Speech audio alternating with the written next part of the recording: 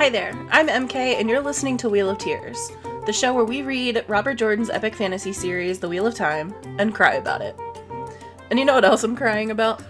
Plans. Specifically ruined plans. More specifically, the plans we had to have a polished teaser out this week featuring actual clips from our actual first episode.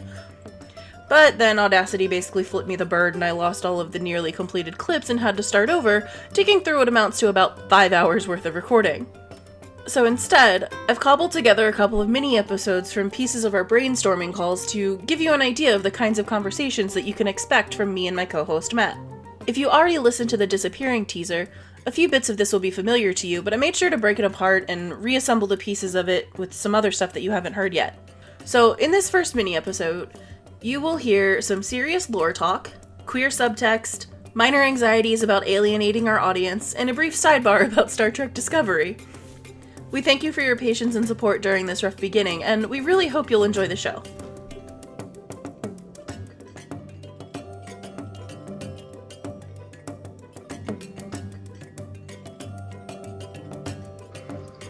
So what are we doing, Matt?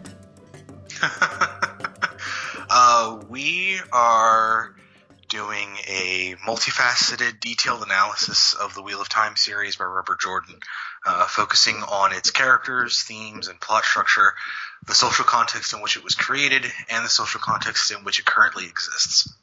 Well, that sounds exciting. So what's the Wheel of Time? So, The Wheel of Time is an epic fantasy series written by Robert Jordan and later by Brandon Sanderson that basically focuses on the idea of what if you were the chosen one, and what if that was the worst thing in the world. Oh, that's good. I like that. Yes. Also, it can be boiled down to separating the genders is dumb, the series. I like that better. Yeah.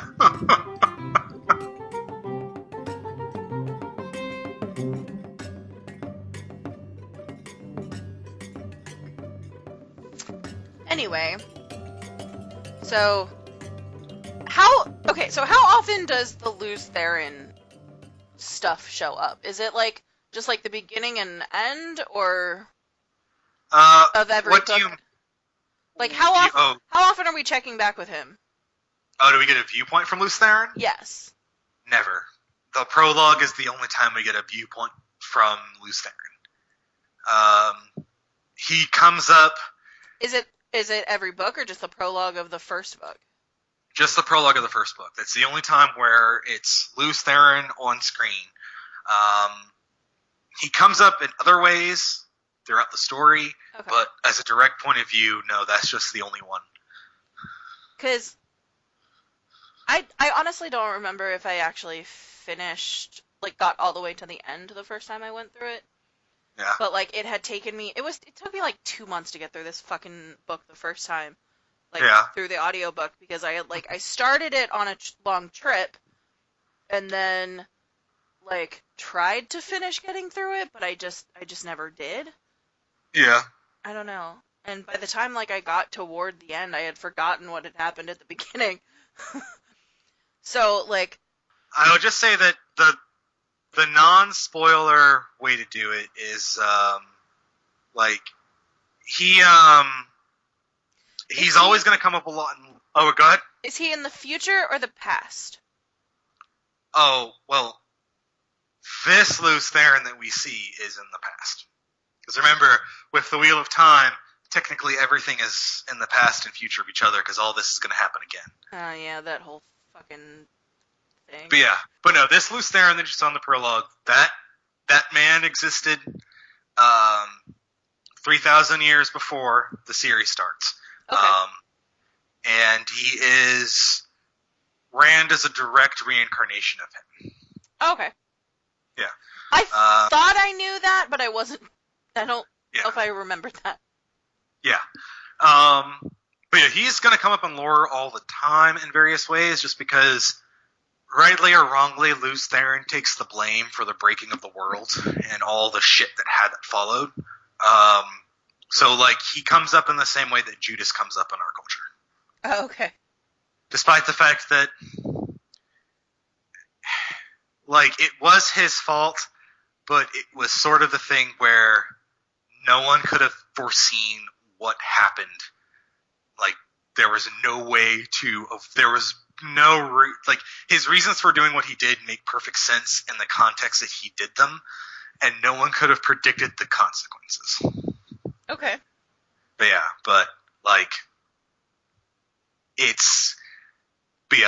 you'll get more detail on the breaking of the world as the story goes on, but let's just say that it basically makes every other apocalypse story seem like kind of cozy in comparison.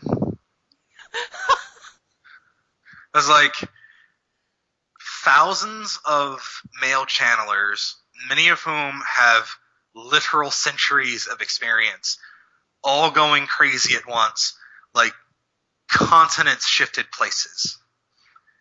And rather than the breaking taking, like most apocalypses, like the actual event, it lasts like a day, like or something like that.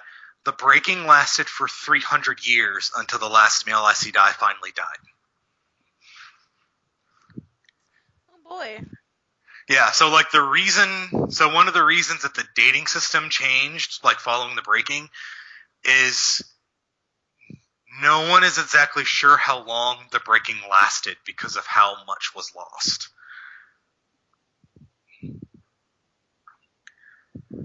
Wow. Yeah, like. And that was, yeah. And it was to make sure that every male Aes Sedai died.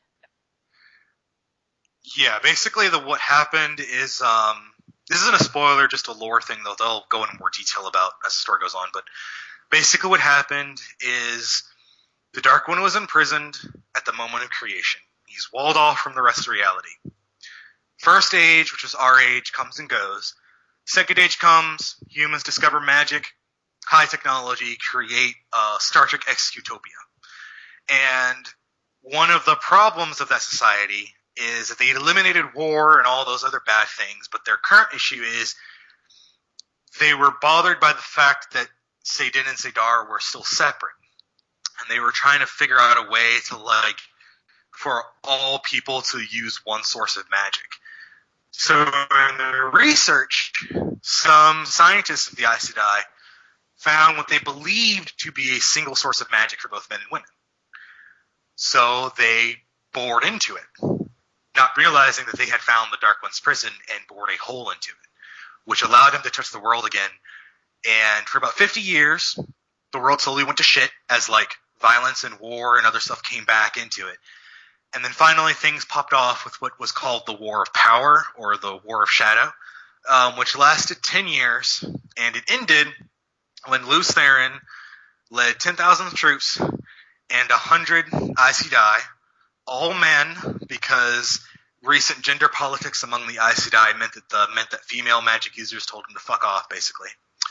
So he invades Sheo Gul, where the Dark One hangs out, and he basically resealed the Dark One's prison. And it worked. Problem is that the Dark One was able to touch Saidin, the male half of magic, when he did so, tainting it forever.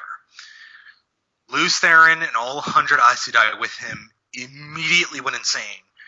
And then every other man who uses magic will also eventually go insane, and it's not predictable. Some men, they use Tainted Saidin once and they're mad. Others, they can last for 5-10 years and show no signs of madness before it gets to them. And then the breaking started, because they're all crazy, and they can do shit like, hey, I'm going to erase this person from existence. Or hey, for the more powerful ones, I'm going to erase this city from existence. Boy. Yeah. Yeah. There's one scene that happens in passing, I think in book 4, where they're in the desert. It's mountainous desert region. And as they're walking by, I think it's from Rand's point of view, he happens to look up at the peak of one of the tallest mountains, and he sees the ruins of a pre-breaking city. And from the ruins, he can tell that it was a port city that is now at the top of a mountain. Wow. Yeah. Shit got real. Shit got the realest. Yeah. Yeah.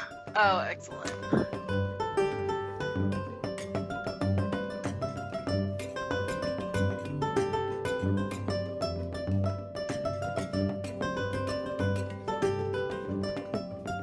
Also, how cussy are we gonna be on this? Because I know I'm a very cursy person, and I know you can be too. Like, what is the general like fandom like? So I'm not sure because I am not as active. I don't know the Wheel of Time fandom as well as I know like the Harry Potter fandom and stuff because I came into the series late and Wheel of Time has never had the biggest online fan presence. Like nothing compared to like Harry Potter or stuff like that. So I'm not sure Well, to be just- like, oh yeah.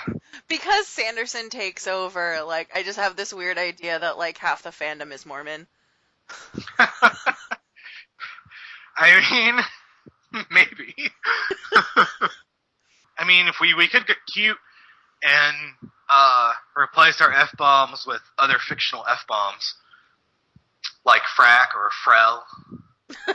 I say frack a lot, actually. Yeah. Criff, if we wanted to get one from Star Wars. Although Star Wars has never had as good fictional curse words. Yeah.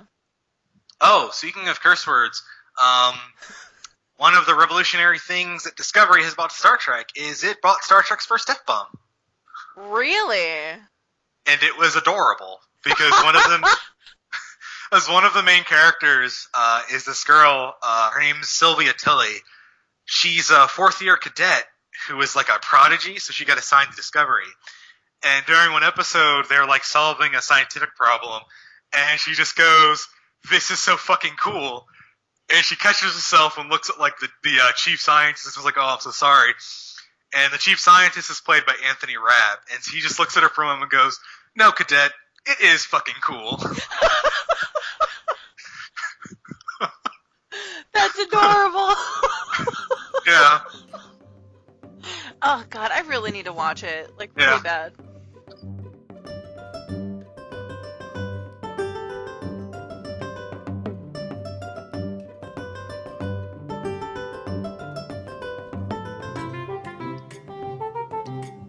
What do we want to call it? Like, gender studies corner? When we talk about feminism shit? Good. I'm trying to think if there's anything in universe that we could use to make it cute. Is there any queer subtext anywhere? Because I would love to talk about that if there is. Oh yes, and it is somewhat. So everything would do to gender and sexuality in the story, it's classically. I would label it as classically problematic, in that Jordan's heart is clearly in the right place, but Jordan is writing from the perspective of what it meant to be progressive in like the late 80s, early 90s. So to like readers our age, a lot of what he does comes off as either obvious, quaint, or disappointing. So like with queer subtext, there is so much queer subtext with the Aes Sedai, where there is actually a thing in their culture called pillow friends. But it's never made explicitly clear. Like, it's basically some pillow friends are sort of like, just a physical comfort type thing. Uh-huh. Others are seen as like, actual legit relationships. But almost all the times when they mention pillow friends, it's in the past tense, where like they do it when they're in training and then stop once they are full Aes Sedai. Gay for Part the of that sake? is, yeah, and part of that is due to the way Aes Sedai, like the Aes Sedai operate as an organization, where most Aes Sedai operate alone normally, or in like it's just them and their warder, or warders if you're green. There's also poly subtext with the greens, because green Aes Sedai, they are the only ones who take on multiple warders, and it's heavily implied that their warders also double as their harem. I'm so happy. Yeah. The Greens are also badass because the Green Aja is nicknamed the Battle Aja because their whole thing is, hey, there's the shadow over there. I'm going to go blow it the fuck up.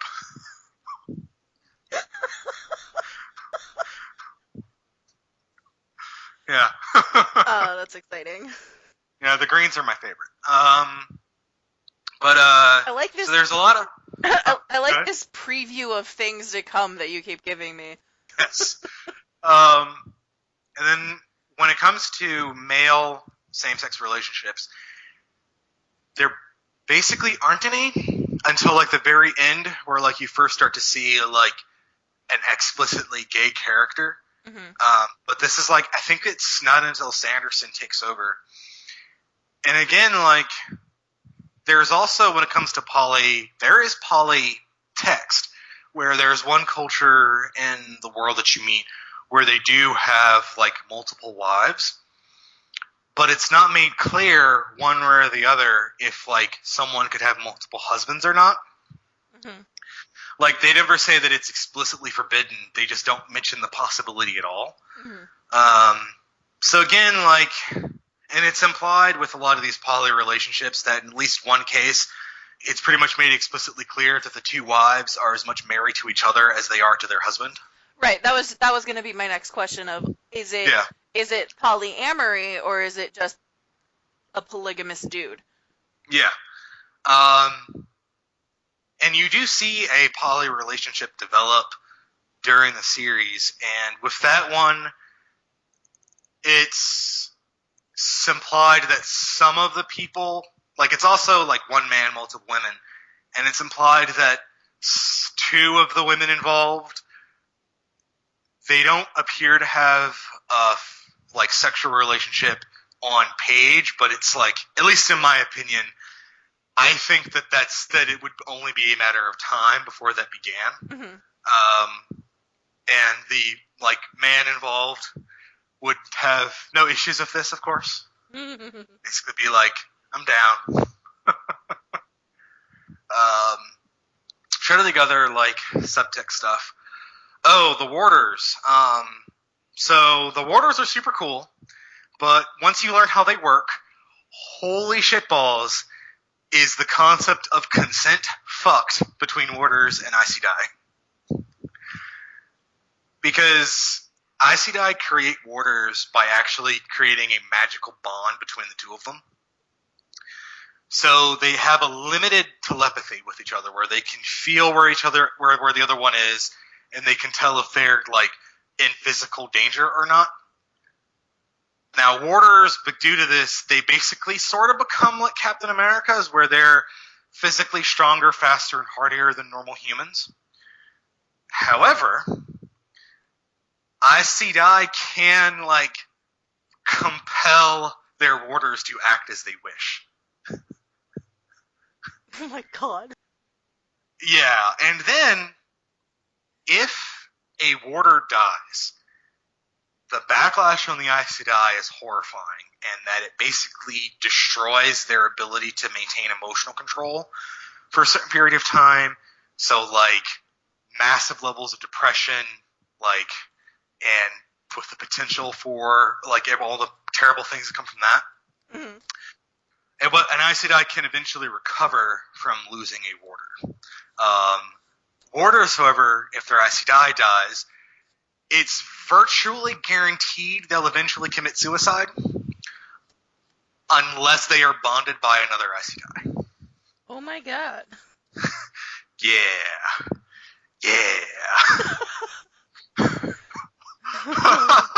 Wow. Yeah, like, people say, oh, Wheel of Time isn't as dark as Game of Thrones because there's, like, a whole lot less rape and murder, but when you get down to it, it only lacks those things because Jordan is like, I can do so much worse to these characters. Right. Yeah. Like, it's not as explicit, but I would say some of the implications seem a lot darker. Yeah.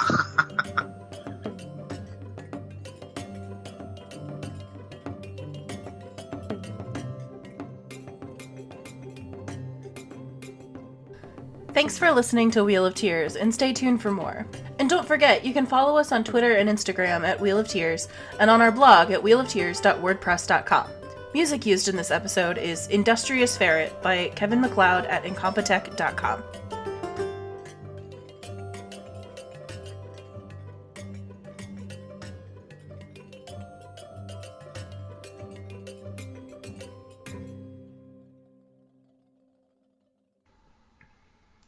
So I guess we could, Mm-hmm. like, even if we're not recording it for real at this moment, while we're talking to each other, I think we should discuss what we want to say as far as the how this podcast came to be segment. Okay. Well, I know that it's pretty much been mostly your idea, and I have been super down for it because I love talking. I love talking to you. I love talking about Wheel of Time. I love talking about Wheel of Time so much that I got banned from talking about it at my first job at a comic book shop. Oh, honey. I mean, they were right to do it. It was literally all I would talk about for about 3 or 4 month period. But I just say that to put in perspective of how excited I am to be a part of this project. Good. And to quote Ant-Man, thanks for thinking of me.